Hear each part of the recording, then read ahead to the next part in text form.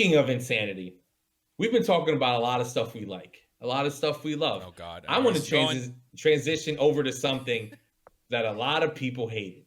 And of course, the way my mind works, I loved it, but everyone else hated it. And I'm going to Jackie first because God, no why are one you hates doing this this? man more than Jackie. So we saw the in-ring segment promo between Brandi Rhodes and Dan Lambert, even though we thought we had moved past this once Dan Lambert was involved in the Lance Archer stuff.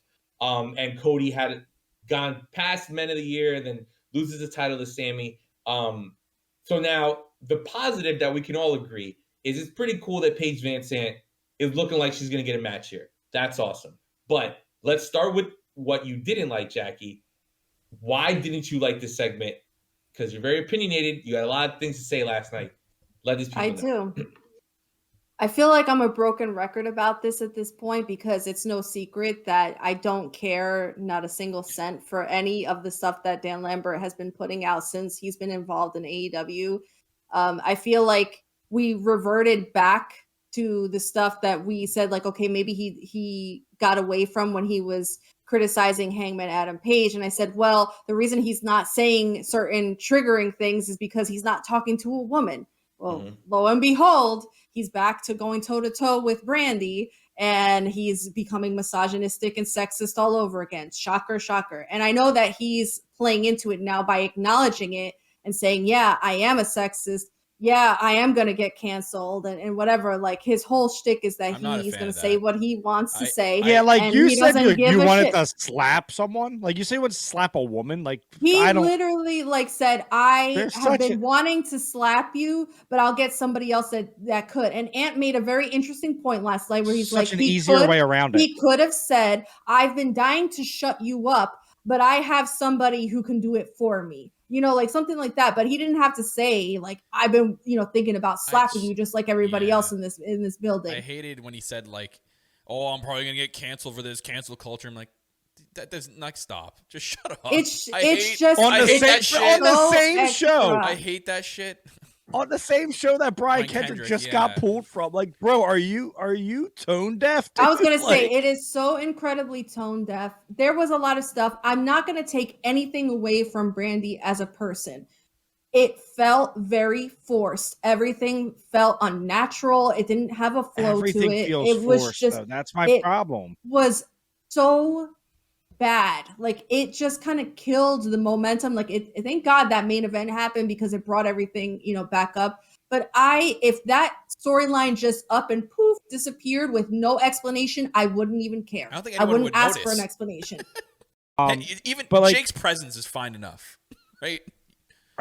Jake wasn't a huge talker. Like he used to say like 3 lines. You're like, that dude's gonna kill me, right? Like, but when after every word, just doesn't come across good.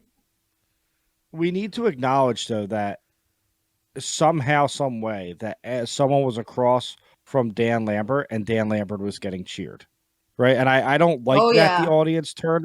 I don't like that the audience turns on Brandi because Brandi's trying, and I think Brandi's probably an excellent person, but I feel like she's getting fed to the sharks now because it's been every time she's touched a mic, to me, it's felt forced, right? It doesn't feel authentic.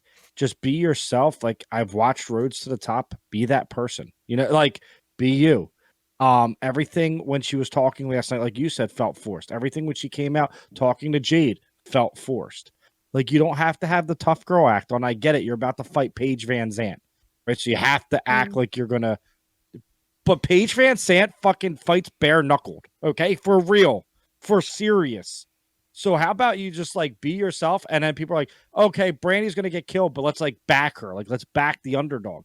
But by talking the way she was talking and kind of feeding into like, I'm like, she's a badass. It wasn't believable to me. And so I'm not, and that's Brandi, the character, right? This is not Brandi Rhodes, the person. Yeah. Seeing what she does for charity. She's a great person. I respect and I love Brandi, but the character feels like it's not her. Like, it feels a little forced, like you said. So Jack. My thing is this. I love the segment. I thought it was great. It's a fucking mess. It's designed to be a mess. It's what it is. You think it was designed that way? So yeah, because it's 2 heels going against each other. It's 2 characters who people hate more than anything. And even though I guess Lambert's like the ultimate heel in this company, Brandi wants to be a heel. She said it on Road to the Top. She wants to be a heel. All the stuff that she's doing on Dark and Elevation, she's the heel. She's working heel. And she's not doing stuff to get, I mean, she's not, unlike Cody, she's not fighting when the crowd's booing her. She's not saying things to try to get them to cheer her. She's just talking shit. And if people cheer her, they do. If they don't, they don't. But I just feel like the only thing wrong with this segment is the fact that it's two heels, because it's like, who am I rooting for? Because like in one end, you got Dan Lambert being everything that Jackie said, right? Sexist, blah, blah, blah, threatening abuse against women, whatever. And then on the other end, you have Brandy, who isn't saying anything Phil, it's just to not rally needed. behind. What we're saying is it's not needed in wrestling. If they're going to go and do something like take Brian Kendrick off the show and you go around and do this, it just doesn't fit.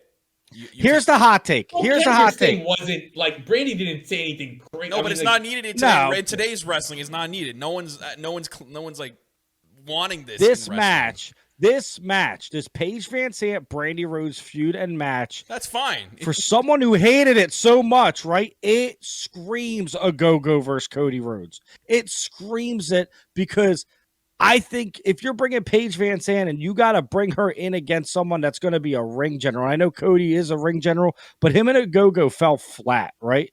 There's no chemistry there from the start. And I feel like last night there was no chemistry. Was I hyped to see Paige Van Sant? If you're going to stick Paige Van Sant, one of the most badass women in the world, in a ring, yeah, I hate to say it, but copy WWE. When they put Ronda Rousey in the ring, they put her against Charlotte and Becky. They put her against the best. They put her against Nikki Bella, a 12-year veteran, right? You need to put her in a match against a veteran, against a star, because then if Paige Van Sant signs with your company, it is a huge, I hope she comes over eventually, deal. Man. That would be big. My thing is, and I see people in the chat bringing this up, and this is one thing I think you cannot like the way Brandi cuts promos, but to say that's not how she is, we don't know. We don't know if the Brandi that we see on TV is a corporate Brandi. It's the Brandi who's at work and has to be professional. We don't know if this is how she talks or this is whatever. So like the whole code switching thing, we don't know. Do you think it doesn't scream like she's trying to act? But I mean, they're all trying to act. None of them are good actors. If they were good actors, they would have been wrestlers, actors. Like we accept things to a certain limit. I think there's a certain flow with people who are well versed in what they're doing, where it obviously is scripted, it's obviously a character, but it has a flow to it.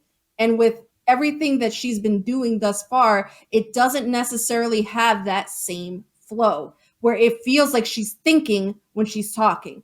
Well, I mean, that's the issue. You know, that could be the negative of AEW being a company where you don't script the promos. So someone like a Brandi needs promo scripted because she needs in her head to know where she's going or have an outline of where she's going. Because definitely, you're right, it does seem like she's kind of like, deer in headlights, what do I say? But I also think that hurts Lambert too, because, you know, if he's out there and maybe they tell him like, yo, listen, don't say this or say it this way. Instead of saying, oh, I want to slap you, I want to shut you up instead. But maybe in the moment, without any preparation, he just says, he reverts back to what he thinks he should be saying. Have you ever said to a woman that I think I want to slap you right now? No, but it's okay. It's not a genuine reaction. I'm talking about Brandi's side of it. I'm not talking about Lambert's side of it. I'm talking about Brandi's side of it. Because I think the way it sounded, it was like maybe Cody, they change him. I think her more than anybody in this company. People always mention Cody. I think there's literally Brandi can fucking cure cancer and people still hate her. Yeah, 100%. So it's so extra. The issue is, at the end of the day, the issue is if you do the same exact story, but you take Lambert out and you put in Sheeta or somebody who's like a Ty Conti. You put Ty Conti in that spot. People love her. She's one of the biggest baby faces in the women's division. Mm-hmm. Or Statlander or somebody, and you put them against Brandi. I think the segment works better because then we can fully boo Brandi. I think it's this weird thing of like, who do I boo? Who do I cheer? And I saw somebody earlier say this is one of the worst segments in AEW history. No, it is not. Those are all these fucking Inner Circle reunions we keep getting. And we're getting one next week. Yeah, I get one live. I get one live next week.